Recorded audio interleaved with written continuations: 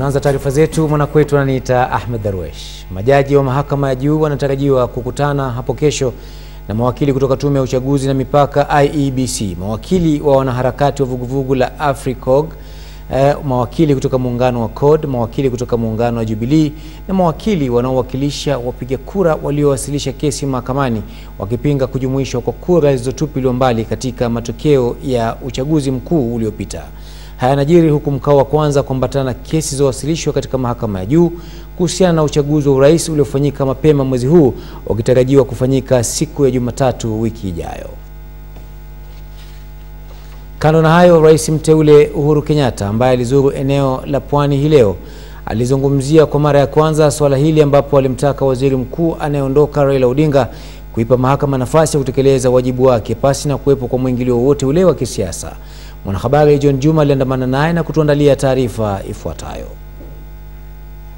Akizungumza leo katika bandari ya Mombasa alikozuru kujifahamisha na shughuli katika shirika hili muhimu kiuchumi, Rais mteule Uhuru Kenyatta alimtaka Waziri Mkuu Raila Odinga kuiachia mahakama ya juu sasa nafasi ya kufanya kazi yake baada ya kuwasilisha kesi ya kupinga ushindi wake. Sisi kama viongozi tuwe na uwezo wa kujua ya kwamba tukisema tunaenda kotini, basi tuache koti ifanye kazi yake. Hakuna faida ya kuendelea kuongea. Sisi zote tunangojea waamuzi wa koti yao na magari. Hiyo tunaongea hivi na vile na vile. Tutulie, tupoe, hakuna shida. Matamshi haya ya Uhuru yanajiri baada ya semi kadhaa za wana-CORD kwamba uchaguzi ulikumbwa na dosari na ndiyo maana wameelekea mahakamani. Uhuru alishikilia kwamba semi za wana-CORD kuambatana na kesi walioiwasilisha mahakamani zinaweza kuzua uchochezi, ilhali Wakenya wamechoshwa na siasa na wanataka kuendelea na kazi. Hakuna faida ya uchochezi, hakuna faida ya vurugu. Basi baada ya miaka mitano tuende siasa tena. Lakini kwa sasa siasa ipoe, tulie. Wananchi wamechoka bwana. Alisisitiza kwamba japo wanasubiri uamuzi wa mahakama, muungano wake wa Jubilee unajitayarisha kuongoza taifa iwapo kesi iliyo mahakamani itafutiliwa mbali. Sisi tunasema wote lakini lazima tujitayarishe kama gani. Na endapo uamuzi utakuwa vingine, Rais mteule pia anatoa ujumbe wa kukariri kwamba yupo tayari kurejea katika zoezi la uchaguzi. Kando na kinachoweza kutizamwa kama malumbano kati ya viongozi hao wakuu, wote wamekuwa wakitoa wito kwa Wakenya kuwa watulivu na wapenda amani wakisubiri uamuzi wa mahakama. John Juma, KTN, Mombasa. Kwingineko, wanachama wa New Ford Kenya chini ya mrengo wa Amani hii leo wamepasua mbarika kwamba wapo tayari kufanya kazi na muungano wa Jubilee wakiongozwa na aliyekuwa mbunge wa Saboti Eugene Wamalwa. Wanachama hao walifikia uamuzi huo baada ya mkutano wa baraza kuu la chama hicho na wawakilishi waliochaguliwa katika nyadhifa mbalimbali katika uchaguzi uliokamilika. Wamalwa pia amekanusha madai kwamba amewasilisha ombi la kutaka kuwa spika wa bunge. Kama New Ford Kenya tuko tayari kufanya kazi na muungano wa Jubilee na tutaendelea kuwasiliana nao tuweze kuona vile tutashughulikia masuala ya uongozi katika taifa letu hasa baada ya uamuzi wa mahakama kuu. Kiongozi mpya wa kanisa Katoliki duniani Papa Francis wa kwanza ametawazwa rasmi kuanza majukumu yake. Papa Francis alichaguliwa hivi majuzi, alitawazwa mbele ya umati wa waumini wa kanisa wa Kikatoliki waliokusanyika katika eneo la St. Peter's mjini Vatican huko Roma. Papa Francis ndiye papa wa kwanza kwa zaidi ya miaka 1000 alichaguliwa kutoka nje ya bara Europa. Maelfu ya wafuasi wa kanisa Katoliki walikusanyika katika ibada ya misa ya kumtawaza Papa Francis wa kwanza iliyofanyika katika uwanja wa St. Peter's Square katika makao makuu ya kanisa Katoliki Vatican mjini Roma.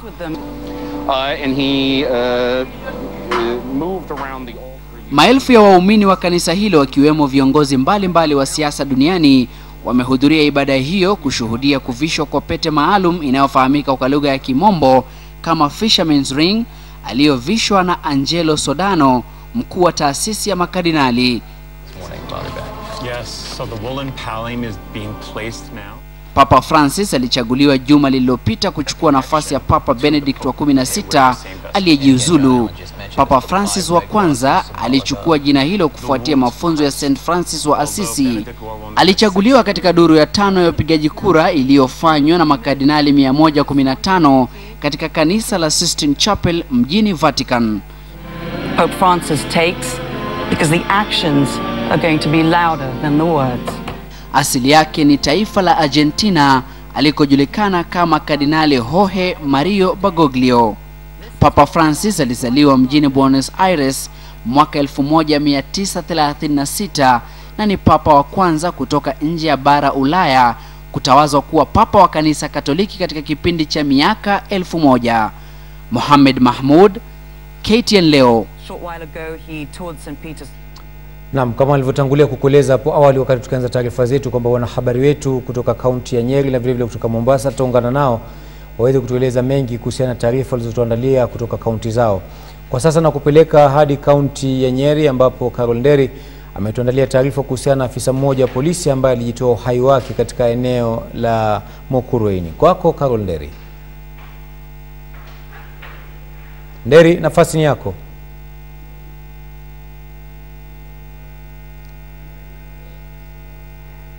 Naam, naona kuna utata wa mawasiliano pale baina ya Carol Nderi, lakini baadaye tutajiunga naye tueleze mengi kuhusiana na kiini cha afisa huyo kujitoa uhai katika eneo hilo. Lakini kando na hayo, mwanamume mmoja mwenye umri wa miaka 69 alikamatwa baada ya kumlawiti mtoto wa kiume mwenye umri wa miaka 2 katika kaunti ya Murang'a.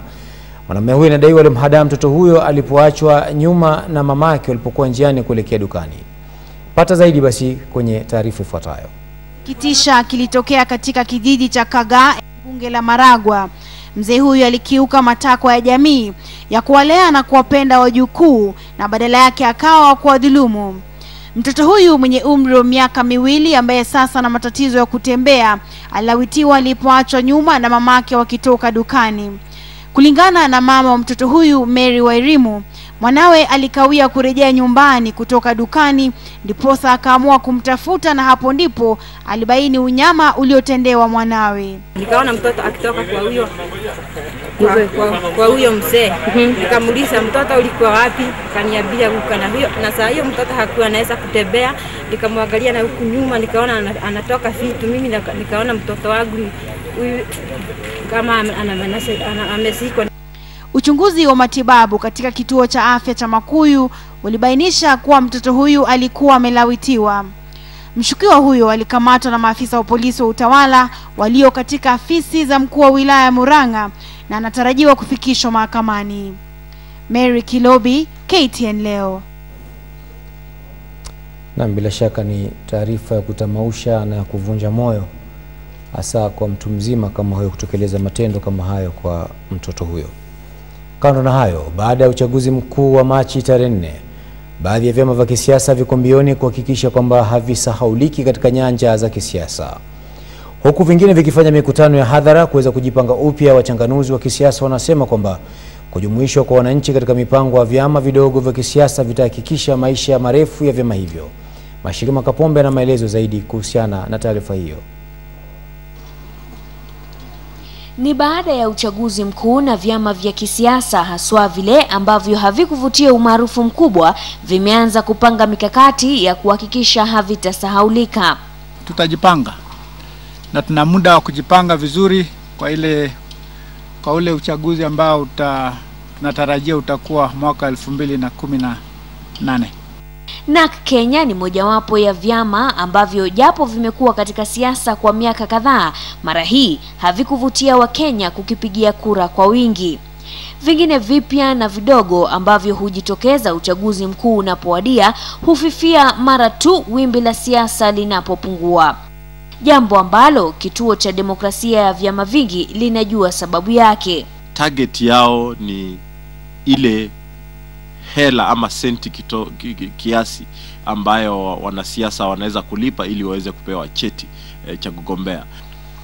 Kulingana na kituo hiki, vyama huundwa kwa madhumuni ya kuuza sera zinazowagusa wananchi na kutoa mwelekeo kuhusu jinsi maendeleo yanaweza kutekelezwa. Hata hivyo, changamoto huwa kwa wananchi wanaoshughulikia masuala tofauti wanapoenda debeni. Jambo la mno katika siasa zetu ni kabila. Na kama wewe mwanasiasa uwezi jianza kama uwezi jifahamisha na watu wako wa kabila lako waweze kusema kwamba hiki ndio chama chetu, hapo kutakuwa na ugumu. Aidha, kituo hiki kinasisitiza kuwa japo baadhi ya vyama hivi vidogo vimekosa sehemu kubwa za uongozi, malengo yaliyovianzisha hayafai kufutiliwa mbali. Vijana wataweza kuendeleza sera za vyama hivi na kuuliza maswali magumu kwa serikali, ili wananchi waweze kuona ya kwamba mtetezi wa ajenda ya wananchi ni chama fulani. Kutokana na hayo, wataalamu wa masuala ya siasa wanasema iwapo umaarufu wa vyama utakuwa kuhusu sera zao na sio wanachama maarufu, basi vyama vidogo huenda vitakuwa na maisha marefu zaidi ya tulivyozoea. Mashirima Kapombe, KTN leo. Naam, hapo awali kama nilivyokudokeza ni kwamba tutakuwa tunawasiliana na habari wetu kutoka kaunti mbili, yani kaunti ya Nyeri na kaunti ya Mombasa. Kwa sasa nakupeleka hadi kaunti ya Nyeri ambapo mwanahabari wetu Carol Nderi ametuandalia taarifa kuhusiana na afisa mmoja wa polisi ambaye alijitoa uhai katika eneo la Mukurweini. Kwako Carol Nderi. Nderi. Na mtazamaji, karibu sana kwa matangazo haya moja kwa moja kutoka hapa kaunti ya Nyeri. Nyeri tumetulia tuli japo kuna kijibaridi, lakini tunaanza kwa taarifa za kusikitisha pale afisa mmoja wa polisi alipojitia kitanzi katika kituo cha polisi cha Mukurweini hapa katika kaunti ya Nyeri. Na tukio hilo lilifanyika usiku wa kuamkia leo mwendo wa saa 1 hivi pale mwenzake marehemu alipoamka kwenda kutumia bafu la umma, kisha akapata mwili wa mwenzake unaning'inia. Marehemu Juma Mombo aliyekuwa na miaka 46 amehudumu katika idara ya polisi kwa miaka 25, lakini pale katika kituo cha Mukurweini amehudumu kama afisa katika hadhi ya constable kwa miaka 4. Na kulingana na OCPD wa Nyeri Kusini Adiel Nyange, marehemu alikuwa ametoka likizo, lakini alikuwa afisa mchapakazi, afisa mwenye hekima. Kwa hivyo jambo hilo limewashangaza wengi, hasa ikizingatiwa kuwa tena kwa mujibu wa Nyange ambaye ndio OCPD wa Nyeri Kusini kuwa marehemu Mombo hakuacha ujumbe wote kuashiria ni kwa nini alichukua hatua ile ya kuchukua uhai wake. Na jambo hili la maafisa wa polisi kujiua kwa kujitia kitanzi au pengine kwa kufiatua risasi ni jambo ambalo limekuwa likiwakosesha wadau usingizi, kukionekana dhahiri kwamba kuna tatizo pale na ipo haja basi ya tatizo hilo kuchunguzwa kwa ujumla. Marehemu kwa sasa anahifadhiwa katika hospitali ya Mukurweini, na kama ambavyo Adiel Nyange ambaye ni OCPD wa Nyeri Kusini alikuwa ameeleza ni kuwa jambo hilo limewasikitisha sana. Hakuacha ujumbe wote kuashiria sababu zake za kuchukua maisha yake mwenyewe. Familia iko pale Mumias, alikuwa akiishi peke yake katika nyumba za polisi pale katika kituo cha Mukurweini, na wenzake basi wameshangazwa sana na tukio hilo. Na kama ambavyo tunaeleza katika nyakati za hivi za majuzi au katika nyakati za nyuma, hiki sio kisa cha kwanza cha polisi kuchukua uhai wake mwenyewe, na wadau wamekuwa wakisema ipo haja pengine ya maisha ya maafisa wa polisi kuinuliwa, aidha katika makazi au mazingira wanamofanyia kazi kuboreshwa kidogo, lakini kwa sasa haijabainika wazi ni kwa nini marehemu yule Juma Mombo aliyekuwa na miaka 46 alichukua maisha yake. Bila shaka Nyange amesema watachunguza kisa hicho wajue tatizo liko wapi, lakini wanahimiza maafisa wa polisi basi wapo wana matatizo yote kuzungumza, pengine kufikia wakubwa wao na kuwaeleza shida zao. Kutoka kaunti ya Nyeri taarifa ni nyingi, tutaendelea kukupasha mambo mengi yanayochipuka katika eneo hili, lakini kwa sasa nakurejesha kwa mwenzangu Ahmed Darwesh akiwa pale Nairobi. Tumekuwa hapa, mimi ni Carol Nderi kutoka kaunti ya Nyeri. Naam, shukran sana Carol Nderi. Huyu ni mwanahabari wetu Carol Nderi kutoka kaunti ya Nyeri. Lakini kabla ya kuchukua mapumziko, mtazamaji, lugha ina mawanda mapana, ndiposa kama ilivyo ada, kama ilivyo desturi, ni sharti tujifunze mengi kutokana na misamiati na visawe mbalimbali vya lugha teule ya Kiswahili. Ndiposa kwa sasa basi tupate kamusi ya leo. Kwenye kamusi hii leo tunaangazia neno kishaufu. Kishaufu ni pambo linalovaliwa katika uti wa pua. Mfano katika sentensi: siku hizi ni nadra sana kuwaona wanawake wamevaa kishaufu.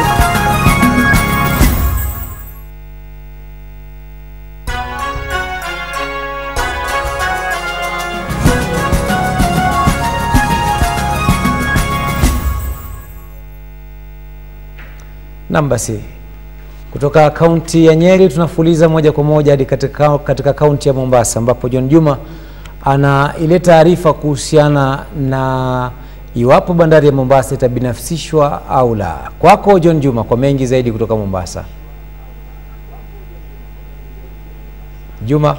Asante sana Ahmed Darwesh. Mombasa tu salama wa salmin na pwani kwa jumla kumetulia. Gumzo ambayo imekuwa ikigonga vichwa vya wengi haswa hapa Mombasa ni kuhusu bandari ya Mombasa, na swali ni je, bandari hii inapaswa kubinafsishwa au la?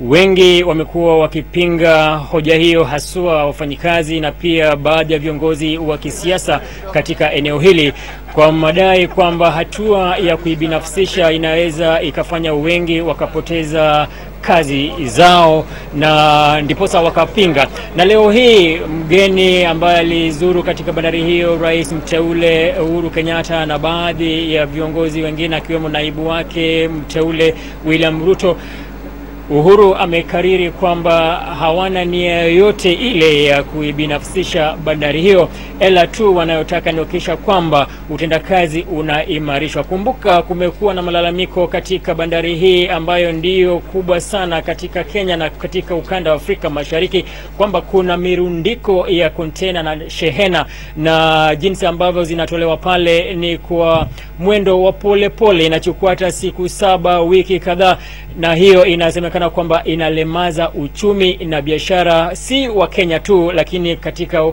Afrika Mashariki. Tusikize jinsi alivyozungumza Rais mteule Uhuru Kenyatta.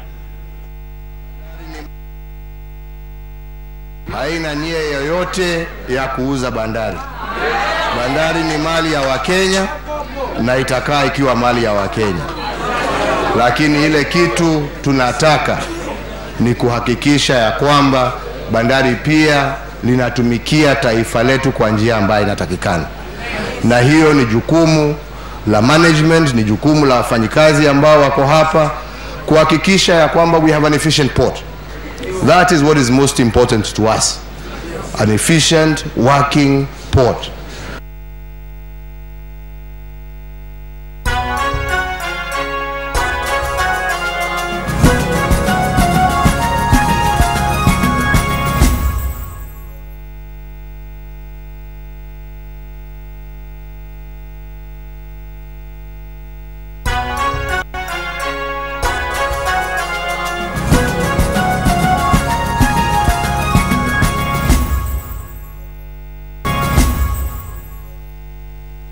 Na kwa mashabiki wa michezo sasa ni zamu yenu. Kocha wa timu ya taifa Harambee Stars Adel Amrushe ameomba mashabiki wa humu nchini kuwa na subira huku akijaribu kutafuta uwiano katika timu ya taifa. Amrushe atakuwa na kibarua chake cha kwanza dhidi ya kimabingwa barani Nigeria kwa ugenini katika mchuano kufuzu kwa kombe la dunia.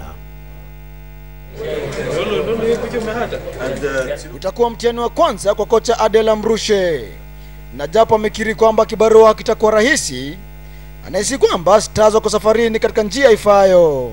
We have good future here with this team, and I am sure we can give a bit of all the Kenyan people.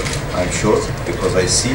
Mine is just working the pitch, and I hope we'll come with a victory.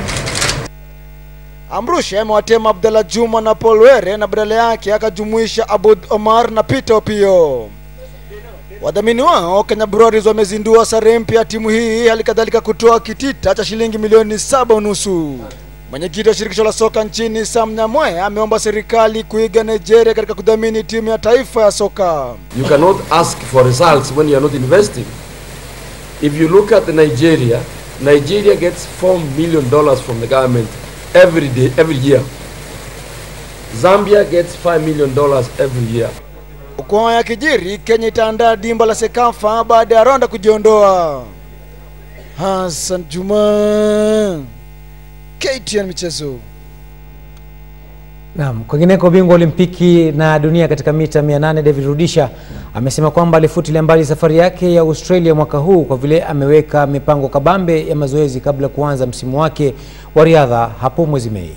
Rudisha pia amesema kwamba hana wasiwasi kuwa msimu huu utakuwa vyema kushinda ule msimu wa mwaka jana.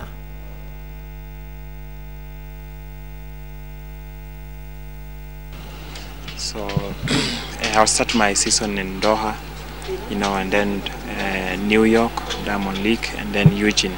So those are the 3 races I'm looking for before coming back and prepare for the World Championships, because that is the main target this year, because I'll be going there as a defending champion. Now people are talking about the world record and all this, but I don't think I still have more pressure on the world record, because my target was to run 140, in which I've accomplished that.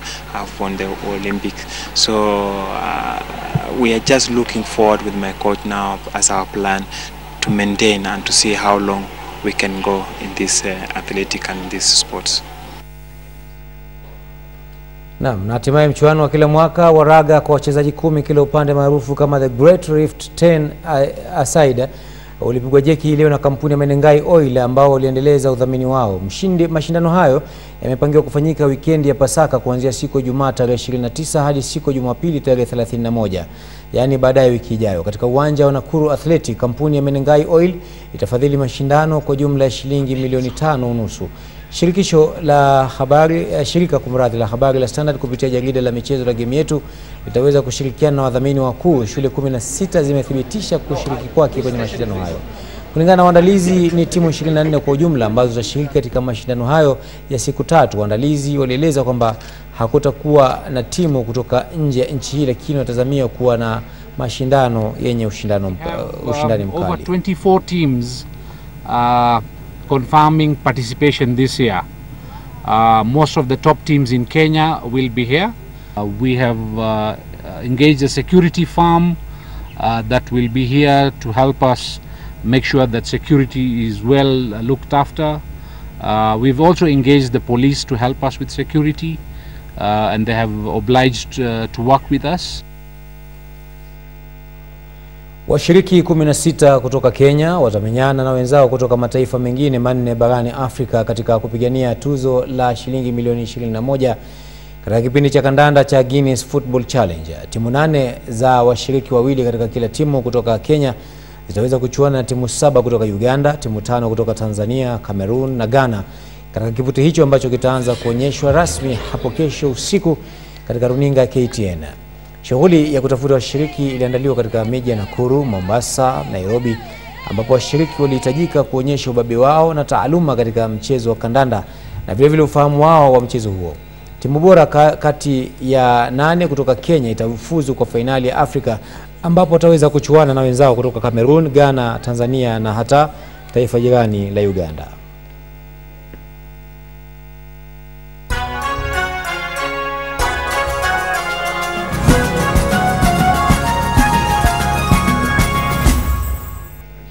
Na hatimaye taarifa hivi punde nilifikia hapa studioni ni kwamba serikali imewataka mawaziri na wote waliochaguliwa katika nyadhifa mbalimbali za serikali, ikiwemo nyadhifa za kuteuliwa na vile vile kuchaguliwa, kuweza kuachana nyadhifa hizo, ikiwemo nyadhifa ya ugavana na hata nyadhifa ya useneta, miongoni mwa nyadhifa nyinginezo ambazo ziliweza kugombaniwa katika uchaguzi mkuu uliokamilika.